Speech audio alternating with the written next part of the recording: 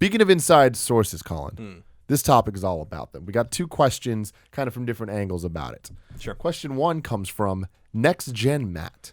He says, hey guys, was wondering if you could explain inside sources in the gaming industry.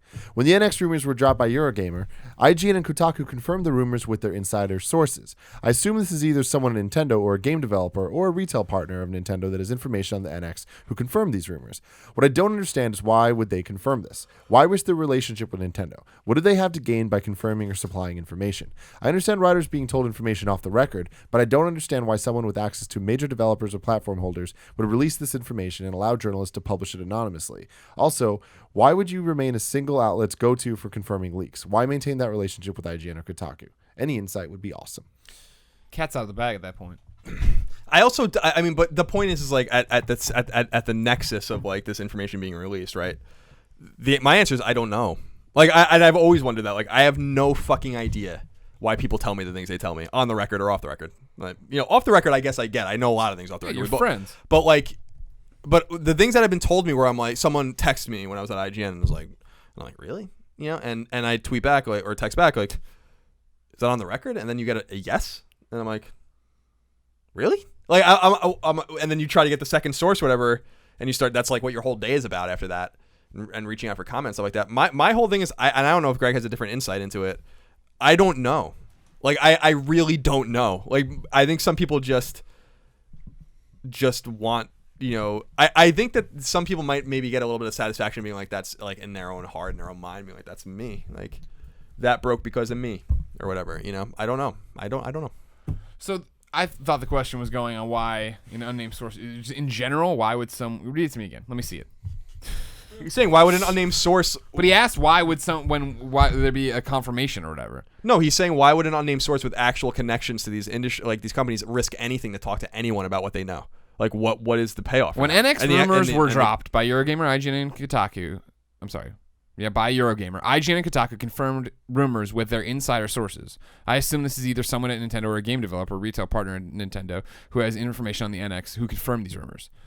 For right there, for that one part, that's calling your friends who work in the video game industry and being like, hey, did you see what Eurogamer just put up? Is that true? And so that would be no. That's that second thing that Colin was talking about. So I'm just making sure. I'm just saying where it's all in one bucket right now. I'm trying to clear it all up. So for that though, like, so you know, you hear, let's pretend you're at IGN, right? You hear this thing about the NX from I don't know wherever the hell Eurogamer from. So then the rest of the day you spend it trying to figure out, like, reaching out to the people you know context, and all you're trying to get from them is this true or not? Right. I would never publish anything without a second source, right? Yeah. So you hear something substantial and then you just have to bounce that off of someone else. The only time that I ever published things that were only from one source is if someone else had already confirmed it and we want to confirm it ourselves. So a good example of that is when Orbis's controller, PlayStation 4 was codenamed Orbis for people that don't know or don't remember. And that controller image leaked of it. And I was the one who actually confirmed that it was real. Because the image was already out there. All I didn't need to do was talk to one person and be like, is this real? And that person was like, yes. Good enough. You know, like, okay. So I guess the question is, why would that person give you anything? And my answer is the same. I have no idea. Yeah, you do. Well, but because why would somebody who's going to be named an insider source confirm that? Because they're your friend, they're your fan, they trust you, you trust them. Like there's no pressure there.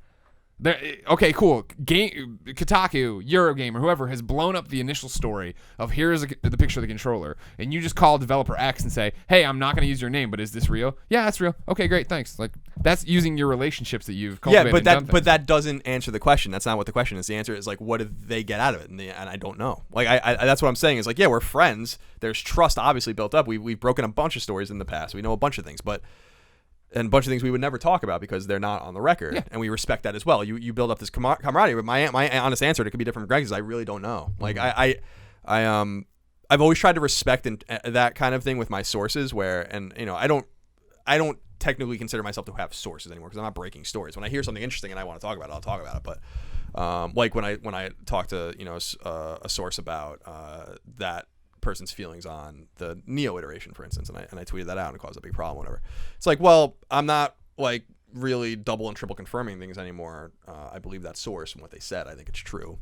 But that kind of just comes through camaraderie, and that comes through trust and time. When I started writing, when I moved over, I had no sources. No one was telling me anything. You eventually have to shake. That's kind of why I'm happy I'm not a journalist anymore, is like the whole schmoozing kind of thing. Like, that's not for me. Like, I have like very specific people in the industry that I talk to and trust or whatever.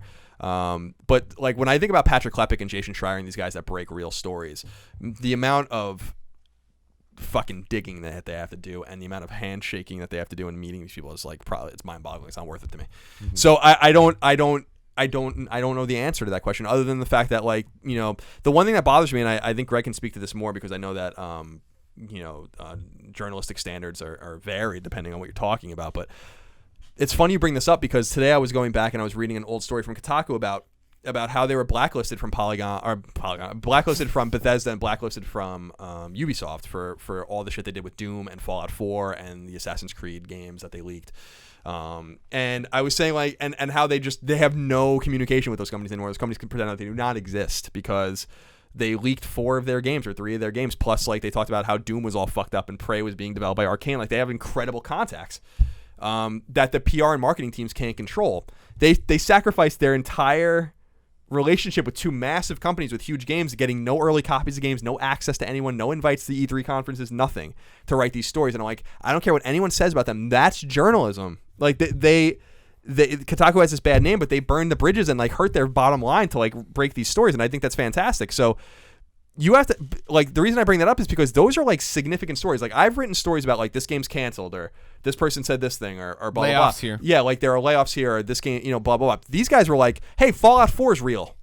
Here's a bunch of information about it. They were like, Prey's being developed by Arcane in Austin, and then Bethesda was kind of hinting that it wasn't, and they're like, you're lying. Here are all the emails.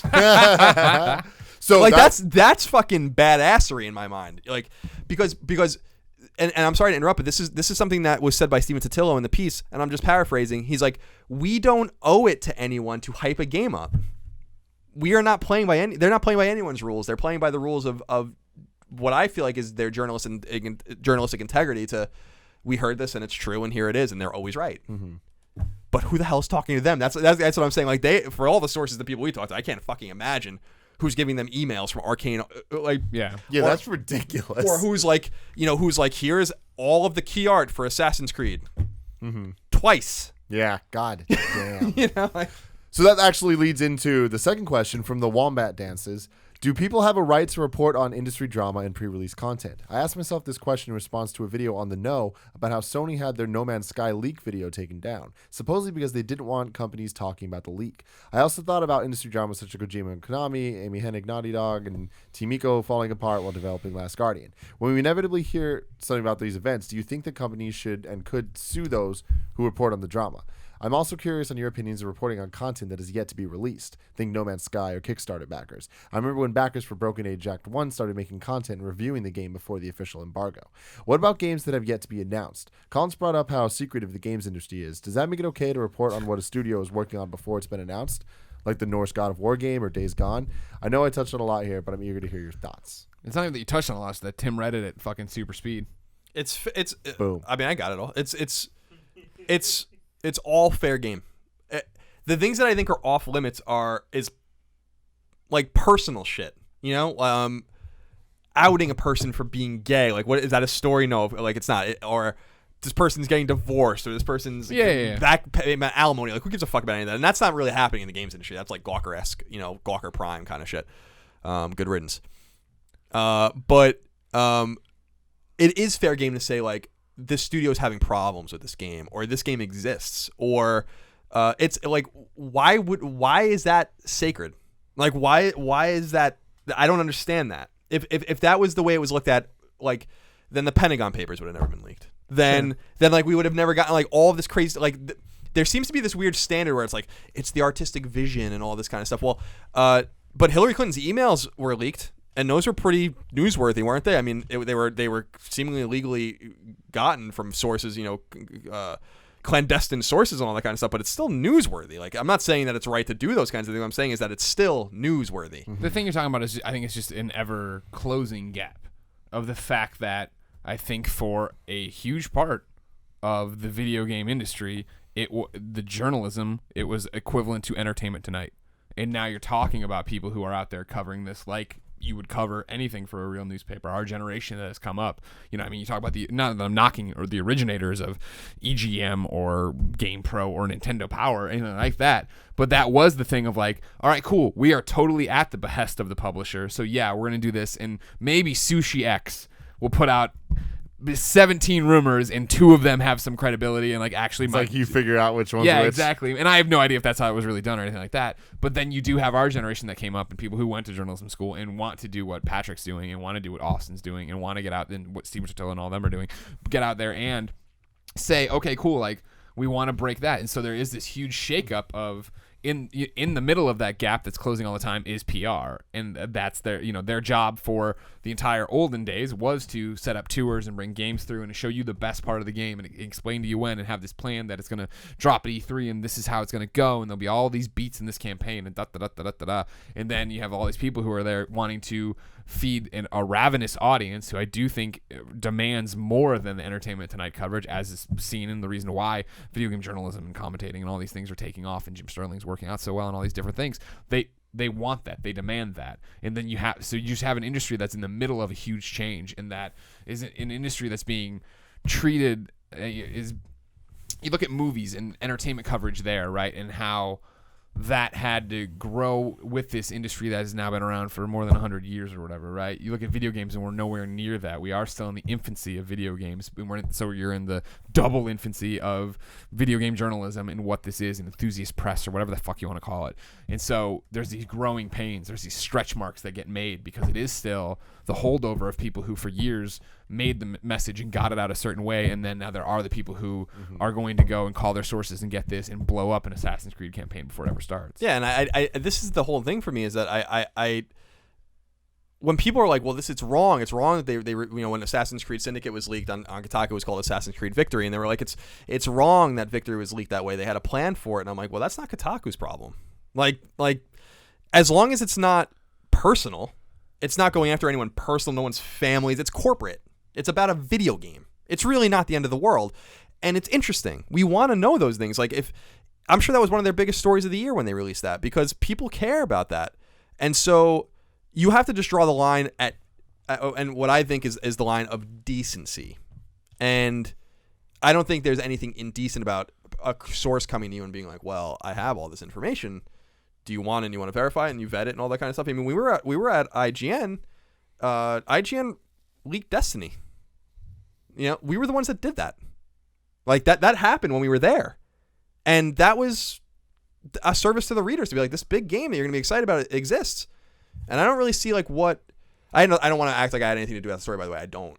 I don't deal with Activision at all, but to me it seems to be like one of these interesting things where I'm like, everyone's like, but they're anonymous sources and stuff like that. I'm like, dude, go read Politico one day and see how many people's names are on the shit.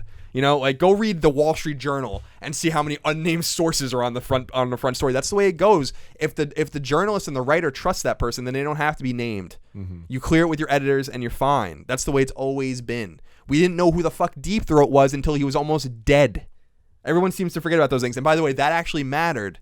So it wasn't. It's to me, it's like, I think people are like protecting the PR and marketing interest a little too much. Well, I think that's the thing, the line of decency. Like, where does that land? Like, respecting these people that are trying to have their PR plans or whatever. And I get that once you bring PR and marketing into it, it gets really dirty sounding because it sounds like these people they're just trying to sell you a product and stuff. And it's like, yeah, that's their job.